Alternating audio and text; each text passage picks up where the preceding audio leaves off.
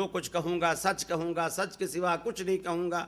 मैंने बिल्कुल अपनी इन गुनाहगार आंखों से देखा है, ये ऐसे कर रहे थे, वैसे कर रहे थे। दूसरा भी यही कहेगा, तीसरा भी यही कहेगा, चौथा भी यही कहेगा।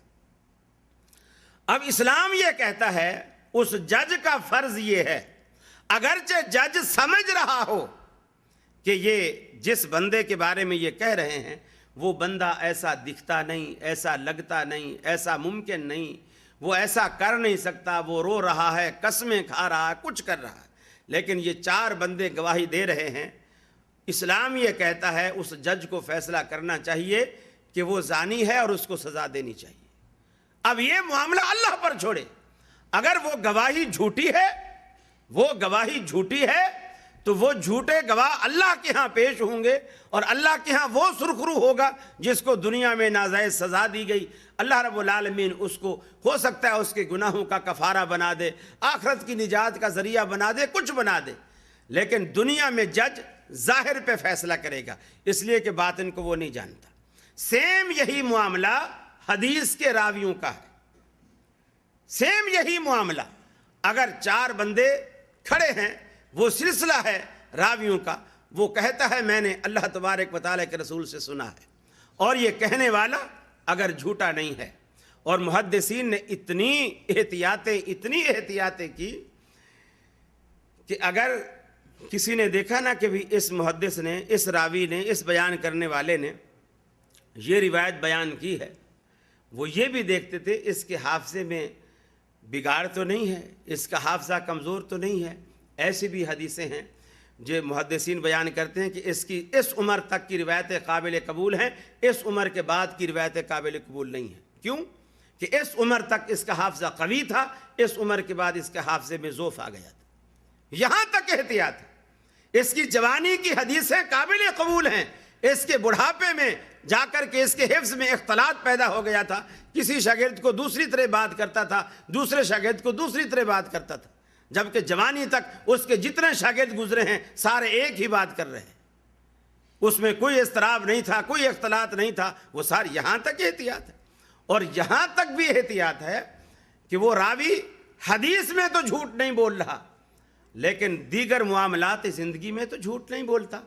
अगर दीगर मामलात ज़िंदगी में भी उसने झूठ बोला है, मुहद्दिसीन उसको भी बयान करते हैं कि इस शख्स की ज़िंदगी में फ़लाँ मौके पर फ़लाँ झूठ इससे साबित है।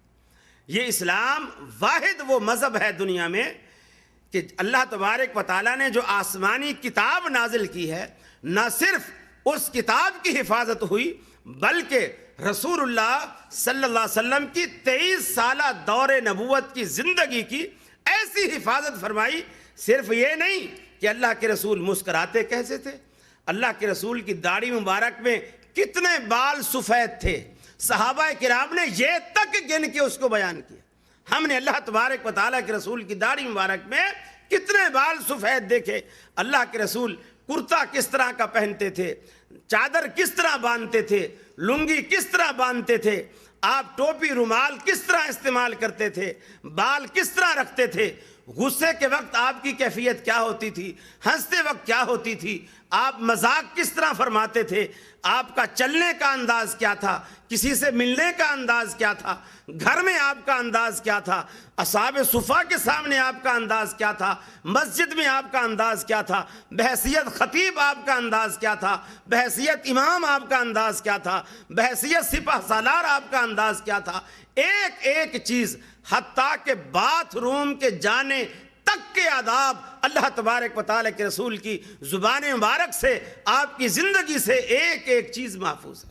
आप मस्जिद में जाते कदम कौन सा पहले रखते, निकलते कौन सा पहले बाहर निकालते, आप बाथरूम में जाते कौन सा कदम पहले दाखिल करते, कौन सा कदम बाहर करते, कौन सी दुआ पढ़ते दाखिले के वक्त, कौन सी दुआ पढ़ते बाहर निकलते वक्त, एक एक बात महफूज है। फिर ये नहीं कि ये महफूज है, उन लोगों की जिंदगियां भी महफूज हैं जो इस सारे सिलसिले के जिम्मेदार हैं, जो इस सारे सिलसिले के गवाह हैं, ان لوگوں کی بھی زندگیاں محفوظ ہیں. اس سے بڑی حفاظت دنیا میں آج تک کسی مذہب کی نہیں ہوئی. یہی وجہ ہے کہ آسمان سے اترنے والے صحائف بھی، آسمان سے اترنے والی کتابیں بھی، تورات ہو، انجیل ہو، زبور ہو، دیگر صحائف ہوں، آج تک ان میں سے کوئی صحیفہ یا کوئی آسمانی کتاب اپنی اصلی شکل میں آج محفوظ نہیں ہے. اسلام واحد مذہب ہے، نہ صرف قرآن محفوظ ہے بلکہ قرآن کے معنی اور مفاہیم بھی اللہ رب العالمین نے محفوظ کیے ہیں. اور دوسری بات یہ ہے، یہ صرف میرا اجتہاد، میرا خیال یا میری لفاظی نہیں ہے. قرآن مجید کہتا ہے اپنے پیغمبر سے، لا تحرک بہ لسانک لتعجل بہ. اے حبیب، اپنی زبان کو جب ہمارا جبریل آپ کے پاس آتا ہے، ہمارا پیغام لے کر، ہمارا میسج لے کر، ہماری وحی لے کر تیرے پاس آتا ہے اور تجھے آ کر کے وہ قرآن سناتا ہے، آپ جلدی جلدی جلدی جلدی اسے پڑھنے لگتے ہو. جیسے استاذ بچے کو پڑھاتا ہے تو پھر وہ بچہ کوشش کرتا ہے کہ میں یہ بات یاد کر لوں، کہیں ایسا نہ ہو دوبارہ یہ مجھ سے پوچھیں اور مجھے یاد نہ ہو. آپ کوشش کرتے ہیں کہ جبریل کے لفظوں کے ساتھ ساتھ آپ اس بات کو دہرائیں، اپنی زبان کو تیز تیز تیز تیز آپ اس کو ریپیٹ کرنے کی کوشش کرتے. اللہ نے فرمایا لا تحرک بہ لسانک، اپنی زبان کو حرکت نہ دے. آپ یہ پریشان نہ ہوں کہ آپ کو کیسے یاد ہوگا. اب آپ دیکھیے، یہ معاملہ حفاظت اسلام کا معاملہ بالکل الگ ہے. ہماری جو عام روٹین ہے زندگی میں، یہ اس سے ہٹ کر ہے. جیسے اللہ رب العالمین اپنی قدرت کاملہ سے ایسا کر رہا ہے. فرمایا لا تحرک بہ لسانک. اے حبیب، آپ کو یہ چیز قرآن کی وحی کو یاد کرنے کے لیے زبان پہ ان الفاظ کو جپنے کی ضرورت نہیں ہے. آپ صرف سماع کریں، صرف سنیں کہ جبریل کیا پڑھ رہے ہیں. آپ صرف سنیں.